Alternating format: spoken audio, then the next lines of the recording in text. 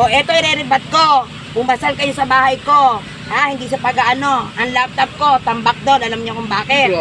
Dahil, eto, hindi ako nagbibiro. Alam niyo kung bakit marami akong laptop.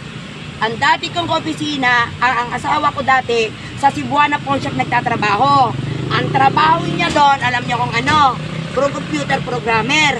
Ngayon, ang Cebuana nag-i-issue ng laptop, every 2 years pinapalitan ng laptop. So, yung nagiging laptop ng ex-husband ko, nagiging kanya na yon.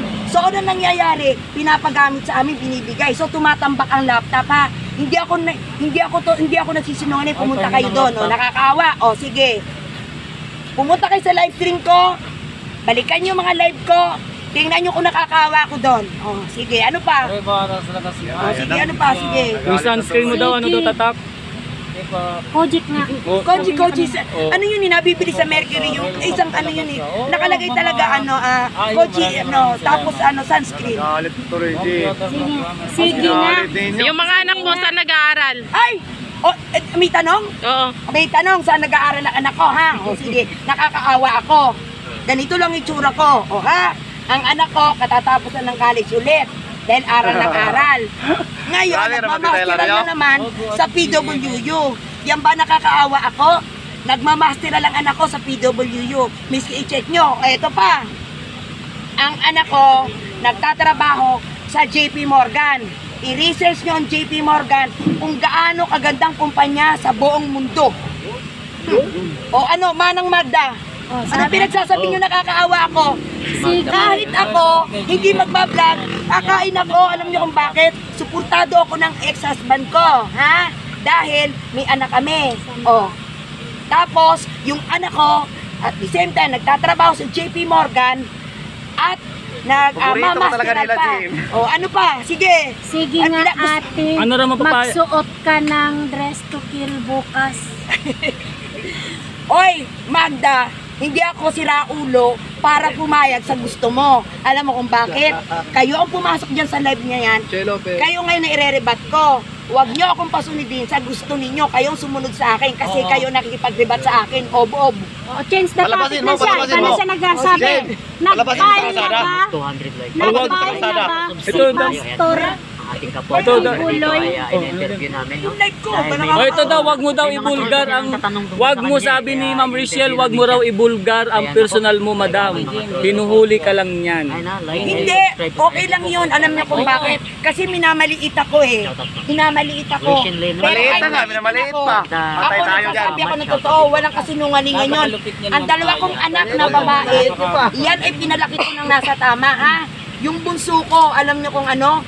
Laging may honor, laging ano yan, lumalaban sa mga contest until now. Kaya huwag kayong irerebat sa akin na sasabihin nyo pa na umuwi na kasi ng pamilya. Mga obob kayo, bago kami umalis, ayos Bigating yan. talaga yan. O ma'am, ito sabi ng iba. Sige, ano pa? Mario Russell Berba. We love Senador Kibuloy. Nag-file na ba si Pastor Kibuloy? Kailangan namin si Pastor Kibuloy for Senador. O sige, ayan ha. Yung direrebat nyo yan, si Pastor Apollo Kibuloy, walang pakialam sa atin. Anong bakit? Hindi naman siya politiko. Kung siya ay politiko, pwede tayo makialam. Yan ay religious group yan. Kung tutuusin niya, hindi siya pwedeng kasuhan kasi hindi naman siya nasa politiko. Pero bakit anong ginagawa sa kanya? Ginigipit siya. Eh, hindi naman pera ng taong bayan yung ginagamit ni Kibuloy, tapos gigipitin nyo, hindi naman siya nagnakaw, Pera ng ano yan, ng kanilang samahan niya. Kaya dapat hindi nyo kinakasuhan. Ang kinakasuhan nyo, yung mga nakaupo sa gobyerno, mga ob-ob. O, sige, ano pa? Tapos eto pa, ha? Sasabihin nila, si Pastor Apollo Kibuloy, masasarap ang kinakain. O, eto kayo mga trans kayo, at saka kung pagmumukha nyo. Huwag niyo sasabihin na masasarap yung kinakain ni Pastor Kibuloy. Nyo kung bakit? Hindi pera ng taong bayan yan. Pera niya yan, pinaghirapan nila yan. Kaya kahit kumain siya, kahit saan, karapatan niya yon, mga ob-ob. O ano pa?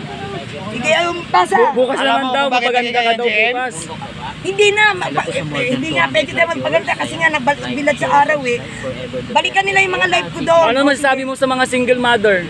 Ay ako, yan. Ano masabi mo? Single ako, single ma'am. Pero nakita nyo matatag ako. Ang problema na dyan si OFW eh. Think positive Tinatala kayo. yan, Jim. Hindi kayo mawawala ng pag-asa. At saka, ituloy nyo lang. Kahit single ma'am kayo, nakita nyo, nandyan pa rin. Isipin nyo na, ano lang naman yan eh, dumaan lang sa buhay natin yan. Pero, kailangan laban lang, di ba? Ano pa? Ito ma'am, from Magda. Si Magda. Ito, sagutin nyo nanay. Nanay tawag Pag dito. ma-explain nyo ng maayos, papalipat ako sa Duterte nyo.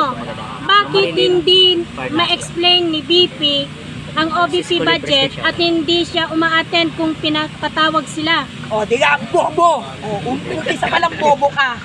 Tatanga-tanga ka. In-explain na nga ni BP Sara. Meron pa nga siyang meron pa nga siyang, hindi malistan yung parang inano na, nakaprogram na, eto yung budget ko for the year 2025. Di ba sinabi pa nga ni convicted na, ay, meron pala siyang mga platform, meron na kompleto na, ay, yung electricity bill niya, kakaunti. So, wala na siyang mahanap, di ba? Halongkat siya. Ang hinulongkat niya, yung, yung confidential fund na yun. O ulitin mo nga yung tanong, meron pa akong gusto sagutin doon sa explain mo. Bakit hindi ma-explain ni BP ang OBP budget at hindi siya uma-attend kung pinapatawag sila? Bobo pala to, bobo talaga tong Magda to. Unang araw pa lang umatin siya, na-explain na niya. May format pa nga siya. Hindi pa natatapos ang year 2025. Gawa na ang proyekto niya. Ibig sabihin, yung lahat ng kukuhanin niyang expenses na galing dito sa gobyerno ay hindi pa man tumutunto ng year 2025. Naka-project na yan. Ibig sabihin, nakalaan na doon bawat isa. O ano pa yung isa? Meron akong gusto sagutin doon eh. Yung bakit di siya uma-attend? Mga opo ba kayo? Na-explain na nga ni BP Sara, bakit kailangan nyo bang attend sa susunod na hiling? Alam naman ni BP Sara kung anong gagawin sa kanya. Dahil yan si BP Sara, bago yan pumunta yan dyan, pinag-aralan niya, abogada yan. Ikaw Magda, abogada ka pa. Hindi ka nga abogada eh. Ikaw ano pa? Sige. Ito ma'am, may Ito kay Magda, from Magda. Bakit sa Quadcom lahat papunta at link sa mga Duterte hindi Paborito kang ba Magda. Gumana ako din na. ang mga Off na ako. inosenteng biktima? Sige, Ano daw? sayo kayo bay. Bakit sa Quadcom lahat papunta at link sa mga Duterte? Natural, yung Diyos ko, si Magda talaga. Oh. Magda, ikaw mag-isip ka. Did you think na yung Quadcom na yan ay maglilig English sa na. gobyerno mo? Lupit Opo ah. talaga to. Natural, maglilig yan sa mga Duterte. Sino ba ang nililitis? Mga Dutertes. Of ka talaga. O ano pa? Wala na. Tama na. Bakit daw ililig sa Duterte? Natural, sino ba ang hinihiring nila? Di mga Duterte. Alam nga naman i-link yung kanilang poon. Of talaga to. Oy, lumayas ka na dyan. Tapos na daw. Tapos sabay palayasin ako. Oo, sabi. Ano mo Magda, napakawalang yapa. Pumasok ka nga sa live ko, hindi ka pumapasok sa live ko. Hindi kasi, tingnan mo yung tanong niya.